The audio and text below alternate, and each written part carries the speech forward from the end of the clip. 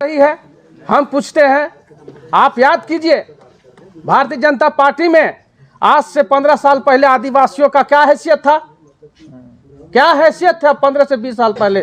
Bharatiya Janata party में हम लोग झंडा ही धोते थे आदिवासी लोग, लेकिन जो अभी आदिवासी जग गए हैं, हम लोग एकत्रित हो रहे हैं, आदिवासी मुद्दे पे बात कर रहे हैं, अपना अधिकार मांग रहे हैं। इसलिए जब जब भी आदिवासी इस देश में, इस प्रदेश में जब जब एक होने का प्रयास किया है, बीजेपी या कांग्रेस जैसा विघटनकारी संगठन हम लोगों को तोड़ने का काम किया है, हम लोग इसको बर्दाश्त नहीं करेंगे। कई बातें हैं बाजार में कि क्रिश्चियनों की वो रैली की जा रही है, आदिवासियों की रैली नहीं है, तो कैसे समर्थन दे रहे हैं उसमें आप लोग? देखिए, सबसे पहले तो 4 फरवरी का आदिवासी एकता महारैली है, आदिवासी एकता महारैली है। ये मिशनरियों की या ईसाइयों की महारैली नहीं है। सबसे पहले तो इसको समझना है। आदिवासी लोहरा समाज इसलिए हम लोग समर्थन कर रहे हैं कि 32 अनुसूचित जनजाति जो झारखंड में हम लोग मान्यता प्राप्त हैं, पहले हमारी आदिवासियत बचेगी तब हम हिंदू या मुस्लिम या ईसाई या बौद्ध हो सकते हैं। ईसाई हो, हिंदू या बौद्ध, ये आपका एक संवैधानिक शब्द है। आदिवासी जन्म से आदिवासी होता है। और सबसे पहले आपको ये बताना चाहते हैं कि जिस प्रकार आदिवासी हिंदू नहीं होता है, आप जानते हैं कि आदिवासी हिंदू होता ही नहीं है, तो मान के चलिए जो लोग डिलिस्टिंग का मुद्दा उठा रहे हैं उनका तो पहले जांच होना चाहिए, उनका घर में जांच होना चाहिए कि लोग क्या चीज़ हैं। इसलिए यहाँ एक षड्यंत्र है भारतीय जनता पार्टी और आरएसएस का कि चुनाव नज़दीक है तो यहाँ के आदिवासियों को आपस में लड़ा के मत को बांटना चाहती है, और इस तरह का रहेगा तो हमारा झारखंड मणिपुर हो जाएगा। लेकिन चूंकि भारत का एक नागरिक है, इसलिए हम लोग चाहते हैं कि इस तरह का परिस्थिति नहीं बने। दूसरी बात कि भारत का संविधान अनुच्छेद 15 क्या कहता है, जाति, धर्म, लिंग और स्थानीयता के आधार पे किसी भी भारतीय नागरिक को आप उसका मौलिक अधिकार से वंचित नहीं कर सकते, ही लिखा हुआ है। तो क्या भारत का संविधान को बदला जाए? हम पूछते हैं, वही लोगों से पूछते हैं, क्या भारत का संविधान को बदल दिया जाए? इसलिए पूर्ण रूप से भारतीय जनता पार्टी और आरएसएस का एजेंडा है।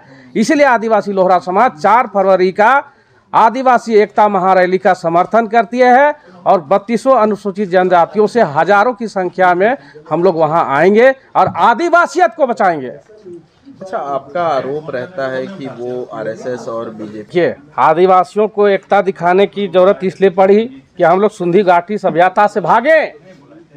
और कौन भगाया? यही भारतीय जनता पार्टी और आरएसएस के सोच वाले लोग।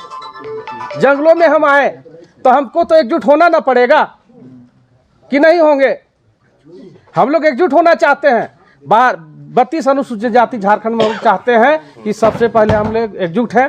अगर भाई में किसी तरह का मुद्दा है तो हम लोग घर में बैठेंगे, हम उसको राजनीतिक प्लेटफॉर्म पे क्यों लाएं? हम पूछते हैं 5 एकड़ 10 एकड़ अगर जमीन है मेरा बाप का, मेरा खतियान में, और 2 भाई मेरा बौद्ध धर्म अपना लिया है, तो क्या हम उनको बाप का हिस्सा नहीं देंगे? इसीलिए कहना चाहते हैं कि ये जो है पूर्ण रूप से गलत है। जब भारत का संविधान ही हमको जब अनुमति नहीं देता है तो हम कौन होते हैं? दादा, 4 तारीख को जो रैली होने वाली है उसमें किन मुद्दों पर चर्चा की जाएगी? देखिए, 4 फरवरी को जो मोराबादी मैदान में आदिवासी एकता महारैली का जो आयोजन किया गया है, इसका आदिवासी लोहरा समाज जो है समर्थन करती है और हजारों की संख्या में आदिवासी लोहरा समाज के लोग महारैली में कूच करेंगे। और उस कार्यक्रम की सफलता को लेकर के आज हम लोग प्रेस वार्ता कर रहे हैं। क्या उसमें घर वापसी की भी बात होगी?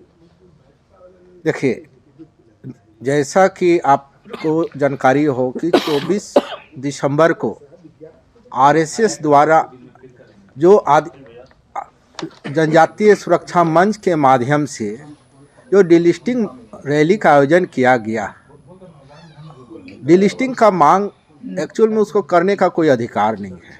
इसलिए अधिकार नहीं है कि जिस प्रकार से आदिवासी समुदाय के कुछ भाई ईसाई बन गए हैं तो कुछ भाई जो है हिंदू बन गए हैं। तो अगर आप देखेंगे ईसाई बने हुए को हिंदू बने हुए भाई उसको डिलिस्टिंग की बात करता है तो कोई भी औचित्य है नहीं।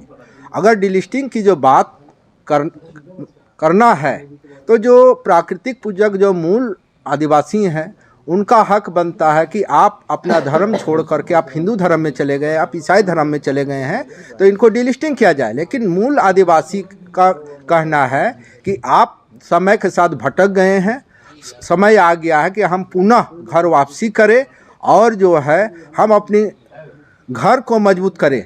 और अभी जो है आदिवासी एकता महारैली जो है उसी सोच के तहत आयोजन की गई।